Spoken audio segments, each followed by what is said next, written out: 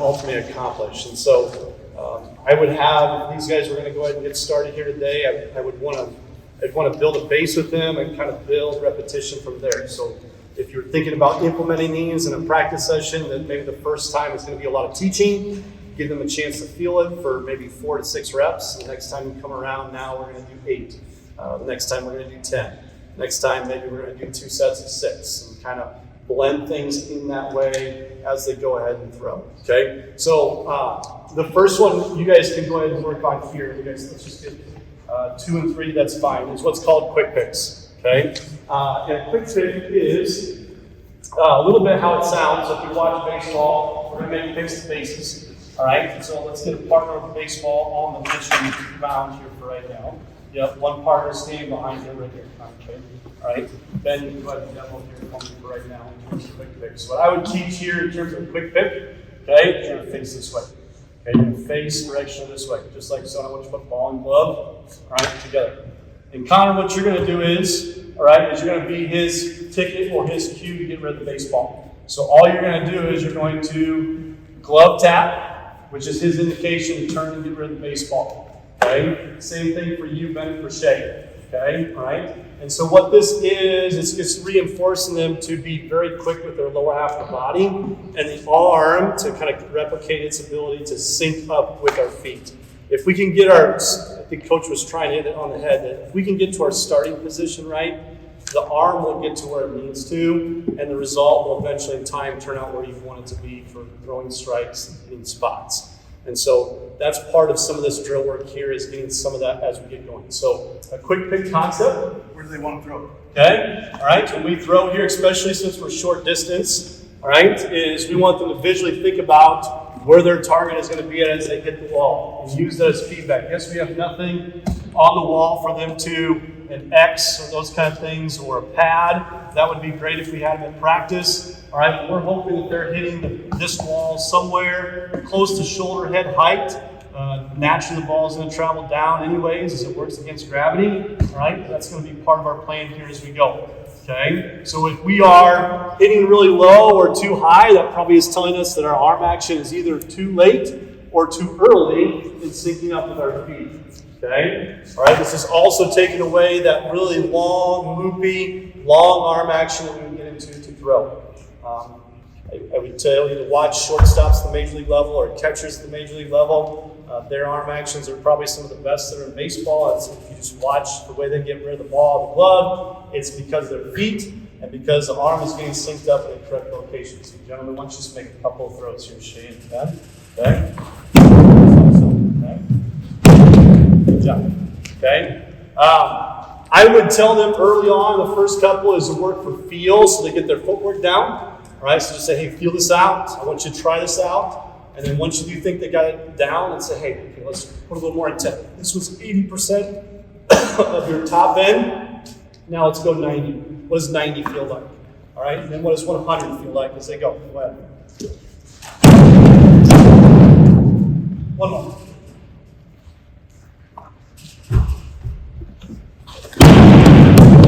Now, here's what I like about both of these two already, and I didn't even tell them to do so. Go back to your starting position, both of you, real quick.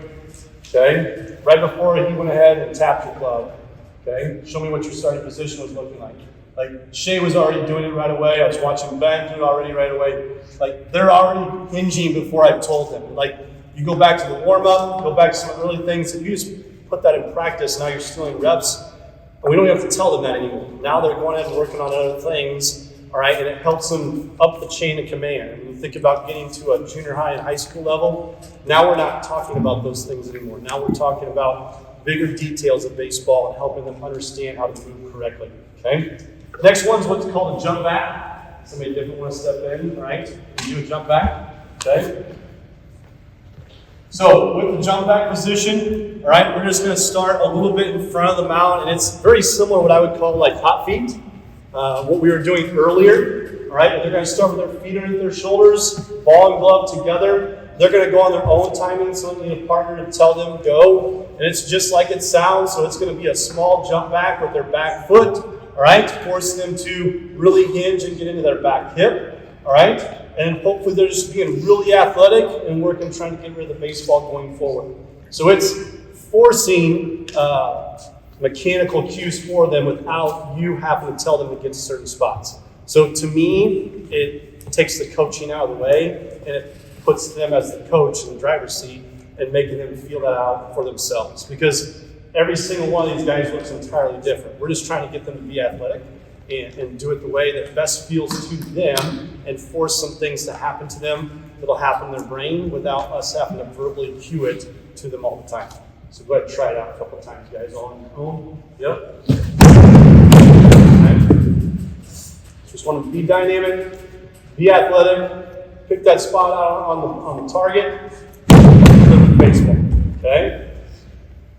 And if they were ever missing, but stop right there, guys, okay? Sorry, Ben, I paused you in the middle. You know, if they're missing, really bad on the target a bunch of times down here, we just tell them, like, hey, let's think about what was just happening right here. I saw 2 or 3 throws in a row that were really low. What can you do differently here? All right? Or what can we focus on differently now to see a different result? Have them verbalize back to you what you're looking for. All right? They're very intelligent. They're a lot more intelligent sometimes than we give them credit for. And so let them talk it through and say, hey, let's do it this time. Let's see if we can make that fix happen on our own, and we don't have to coach them every single time through that. The next one we'll teach, all right, just the first 3. Is that okay? Hook'ems, yeah. Okay. So you guys set that here for right now. Okay. And so a hook'em position, they're going to go to their stretch position initially first. All right. And then they're taking a sign location from the catcher. All right. So get your feet now back underneath your shoulders for right now. Yep, just like so. Ball and glove together. And in a hook'em, it's a really simple movement. What I would tell them to do is, and what they're trying to do is take their front foot and they're going to hook it, all right, behind their back leg, wherever it's comfortable for them. Okay, some guys may want to hook in front, some guys may want to hook in behind, whether it's down by the ankle or it's up more tight towards their knee. It's just putting that toe in place, hooked in behind. All right, and what we're trying to reinforce is now they're going to get their lower half to really kind of almost, what I would say is ride the slide. Okay, like they're basically, as I watch sometimes young men do going down the middle school stairs, is they love to sit on the rail and ride their rear end all the way down. Well, this is exactly what this is trying to create and feel for them by just putting their foot in behind that path. Is that we're trying to get them to naturally feel that kind of positioning, ride and slide and go down. Okay. And the first things we want to have happen is for that foot to unhook, all right, and their front hip to go ahead and lead them kind of forward away from there, all right, and then again, just deliver the baseball. So you guys go ahead and put your foot wherever it feels best for you. Pause for just a second, and then work in that throw. Okay. One thing that, kind of a quick point, if the kid's throwing the ball up and in a lot, that probably means that his momentum is going that direction, so he's forcing him to release early. That's when I would kind of force them to hook on the front side because that keeps their hips closed longer. Okay? So oftentimes I might just tell them to start going in front just to kind of get used to that. Sure, there's one throw. Okay? Make one more, two more throws. Okay?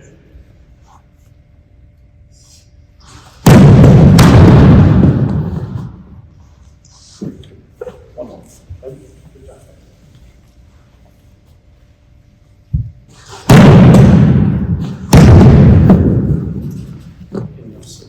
Yeah, I've got one more drill. And nowhere in from the last 10 minutes of us talking about pitching did we talk about balance. Okay? That was a big thing when I was in high school, to get to the balance point. We would actually do a drill where we get to here. Coach would toss me a ball and then I'd throw. I was a terrible pitcher, so it didn't help me. But what we're doing is we're taking all athleticism out of your body. Okay? I had a coach ask me the other day about a kid being balanced. Okay? How do you get balanced and be athletic? Okay? It's by staying stacked. Okay? Any sport, Coach Toomey and I were just talking about that over there in that group, how every sport you need to be stacked to be effective. So one drill we really do a lot to try to reinforce the stacking, then put the ball and glove down. Okay? is he'll take this med ball, okay, or something of weight, okay, and he will then load his knee up into his back hip. And what he wants to do is, as he rides down the mountain like Coach Perkle talks about, he's going to try to stay stacked as long as he can. There's your balance, is by staying stacked, okay? That's the balance. But we have to be athletes, okay? So he's moved down a little bit. And he's just going to push it. He's really trying to work, okay? You can even do a basketball, okay? But really try to force yourself to keep it there as long as you can before you get rid of it. Okay? Does that make sense? Again, stacked is so critical to any sport, especially throwing and hitting. The last thing I'll share with you, I just stand out here and mind filming face them just for a second. Just my point of emphasis on why some of this movement stuff is way more critical than anything else. Just stand side by side for a second. Not a single one of these kids look the same. Not a single one of them are the same size. They're all different age. And they're all growing and changing. So like if you were going to try to work on balance or one of those other settings, 6 months from now, the kid's going to be different arm length. He's a different body size. He's put 10 pounds of weight on. And now he's trying to refigure everything out to get back to balance. We just want them to be athletic as often as they possibly can. And so they're going to continue to change. You know, I see college guys even at this age or this time now that continue are growing and changing. And so their movements are going to continue to change and evolve for them too. So the more we can get them to just understand how to be athletic, hinge a little bit, making sure their footwork is really what's most important. The arm action is going to find its way to where it needs to be. And so I think that's been probably my biggest thing too. Like I go back to what Coach said with balance. Like I remember one of the first things I was taught is like pointing the baseball to second base, right? Like that was an old teach I used to always hear was this. I don't think it really was anything beneficial. I wish somebody was teaching me what I'm getting a chance to share with them now is to be more athletic as they go. I think that's going to help them become better movers along the way.